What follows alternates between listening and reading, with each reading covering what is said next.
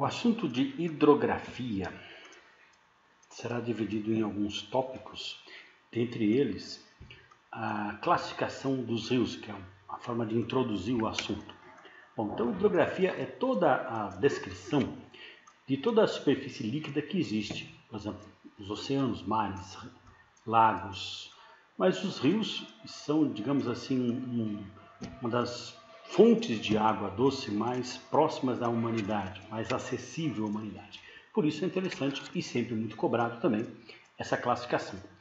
E vamos também depois comentar um pouco mais sobre o conceito e definição do que vem a ser uma bacia hidrográfica. Então vamos lá.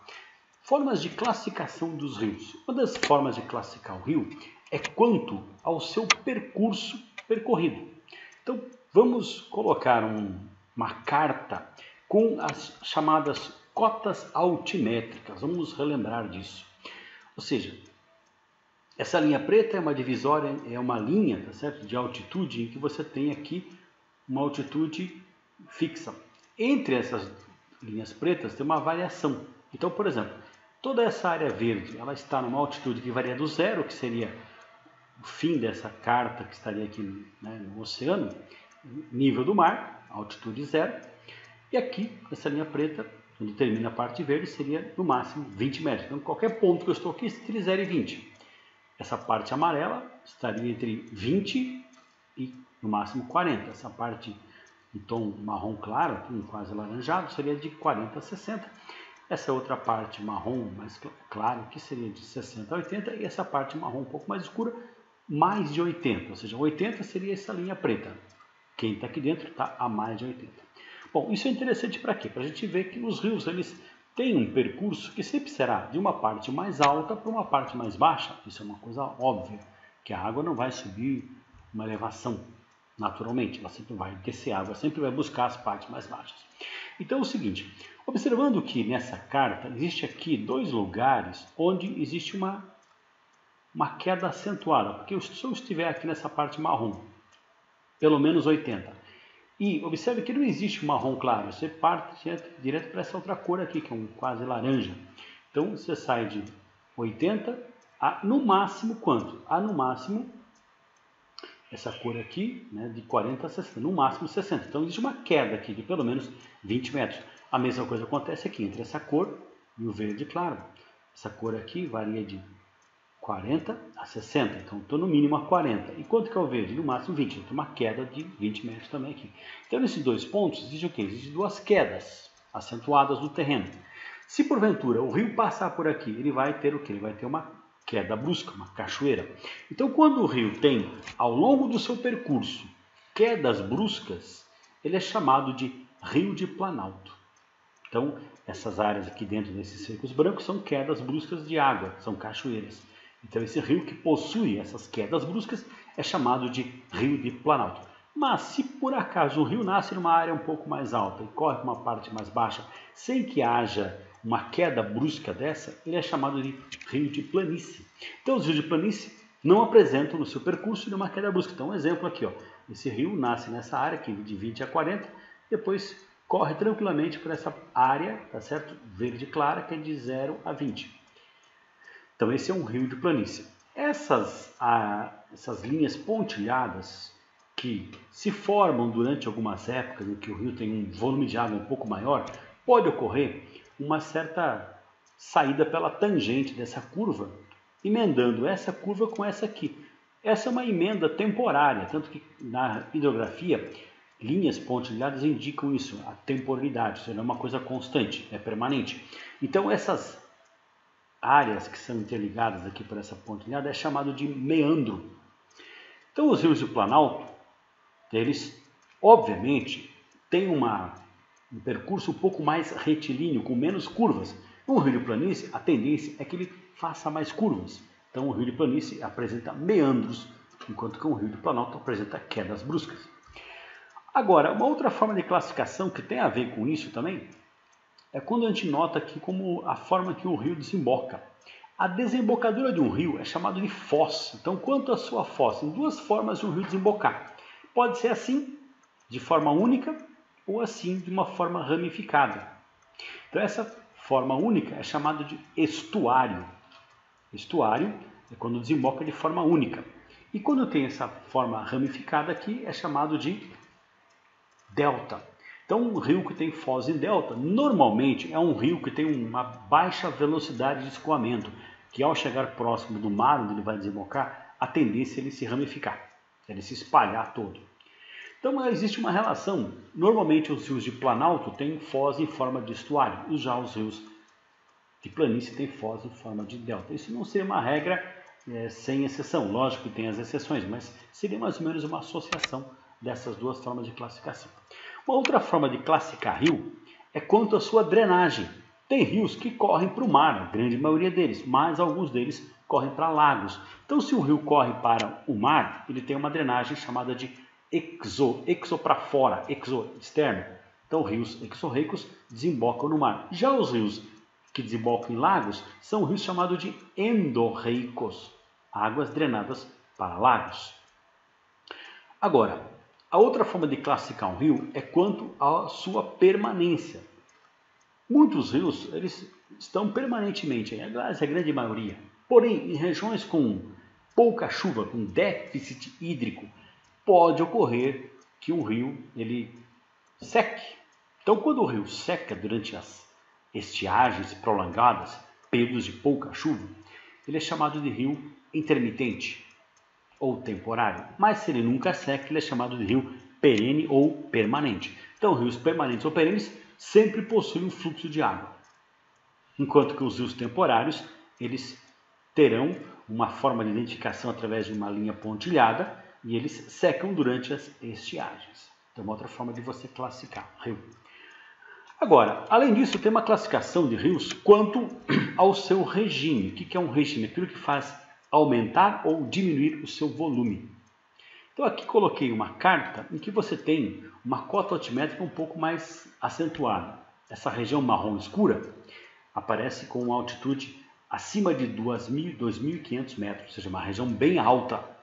Então, aqui, essa parte marrom mais clara, de 2.000 a 2.500, essa parte aqui de 1.500 a 2.000 e assim por diante. Então, essa imensa área verde vai variar de 0 a 500 metros. Pois bem, então essas regiões elevadas, com 2.500 metros de altura, existe uma possibilidade, durante os meses de inverno, de ocorrer a formação de neve nessa região. Então, as geleiras se formam no alto das cadeias montanhosas, que têm altitudes elevadas. Só que o verão provoca o derretimento dessa geleira. Então, se o rio recebe um grande depósito de água proveniente de derretimento de geleira, ele é chamado de rio com regime nival. Então, as cheias são provocadas pelo derretimento da neve das regiões de nascente dos rios. Mas tem o rio que enche por conta do quê? Das chuvas intensas que acontecem num determinado ponto do seu percurso. Então, aí é um regime chamado de pluvial, que tem a ver com chuva. Então, aqui, por exemplo, suponhamos que essa região do médio curso seja uma região que chova bastante durante um período do ano. Então, o que acontece? Quando chove muito, o rio vai transbordar. Então, aí é um regime pluvial. Dependendo do lugar, pode ser um regime pluvial tropical, equatorial ou subtropical. Depende do clima da região. Então, são duas formas também de classificar, através de regime, certo? Nival ou pluvial. Tem rios que têm os dois regimes, obviamente. Por exemplo, aqui no Brasil temos o famoso rio Solimões, que está na região amazônica, mas ele tem nascentes na região dos Andes do Peru, ou seja, ele recebe descarga de neve, mas também tem chuva ao longo do seu percurso. Então pode ser um regime misto, assim como também tem rios que têm foz mistas, que é o caso do rio Amazonas, por exemplo. Com relação à nossa hidrografia aqui do Brasil, o que nós podemos dizer? Que ela é predominantemente, ou seja, é o que mais tem, não quer dizer que só tenha, formada por rios de planalto, porque o nosso território ele apresenta uma certa irregularidade. Nós temos uma boa parte do território brasileiro formado por planaltos, mas temos também depressões, ou seja, existem quedas d'água ao longo do curso dos rios. Então, a maioria deles, não são todos, mas a maioria deles são rios de planalto. E uma relação estabelecida, dessa forma eles adquirem uma certa velocidade de escoamento, acabam desembocando no vasto litoral que nós temos de mais de 7.500 quilômetros, tem foz, a maioria deles, em estuário. E, pelo fato de ter um vasto litoral, muitos dos rios brasileiros desembocam no mar, portanto, drenagem exorreica. Infelizmente, o Brasil nunca teve sérios problemas com falta de chuva, então as chuvas são frequentes, principalmente em épocas como o verão, a maioria do território brasileiro. Então a maioria dos rios brasileiros não secam. Temos os que secam? Temos na região do sertão nordestino, mas a maioria não seca. E como o Brasil é um país com climas chuvosos e poucas áreas elevadas, ou seja, no Brasil, montanhas nós nem temos, a região que neva é muito rara, portanto a maioria dos rios brasileiros também possuem um regime chamado de pluvial. Lógico que existe contra-exemplos, né? Rios que recebem descarga de neve, não em território brasileiro, que é o caso, por exemplo, do rio Solimões. Temos rios com foz em delta, sim, tem um famoso rio no Brasil, na região nordeste, chamado de rio Parnaíba, que tem foz em forma de delta. Temos rios de planície, sim, o rio Amazonas é um rio, por exemplo, que apesar de ter um grande volume de água, ele transcorre por uma região de poucos desníveis. Agora, as bacias hidrográficas geralmente causam uma confusão porque as pessoas sempre associam as bacias aos rios. Sim, de fato, os rios fazem parte das bacias, mas eles não são as bacias. O que é uma bacia? É uma área drenada, banhada por um conjunto de rios.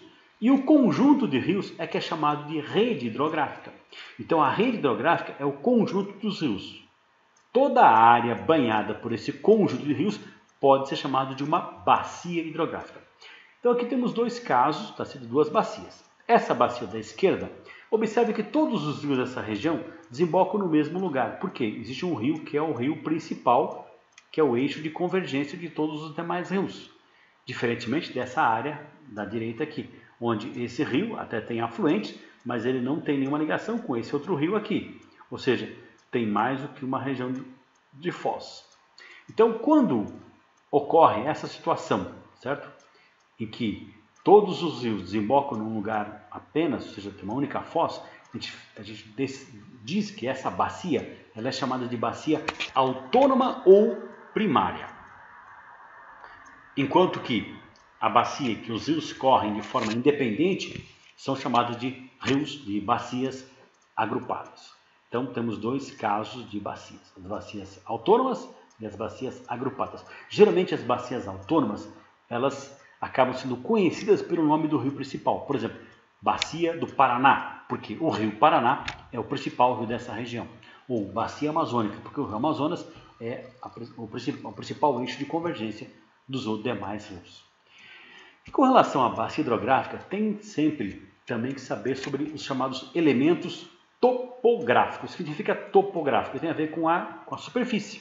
Ou seja, nessa carta nós temos variação de altitude, aqui mais de 90, aqui de 60 a 90, aqui de 30 a 60, aqui 0 a 30. Bom, então essa variação de altitude é o que vai definir o sentido da correnteza do rio. Então isso é chamado de vertente. Então, o que é uma vertente? São todas as inclinações que existem no terreno que vão direcionar os cursos dos diversos rios. Aqui tem que chamar a atenção para o seguinte, coloquei aqui uma pequena carta, só para exemplificar, em que aqui essa área mais alta, com altitude na casa de 90 metros. Essa parte verde é a parte de 0 a 30. Então, o rio vai correr daqui para cá, certo? Então, aqui tem inclusive uma setinha indicando para onde ele vai estar correndo, ele desemboca aqui.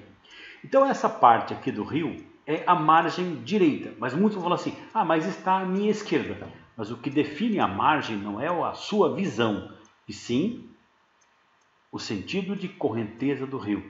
O rio corre nessa direção, então você tem que se colocar como se você estivesse dentro de uma canoa nesse rio, sendo levado pela correnteza. O lado direito da correnteza é a margem direita. Então essa aqui é a margem direita e obviamente que essa outra aqui seria a margem esquerda do rio. Todo rio tem margem direita, margem esquerda.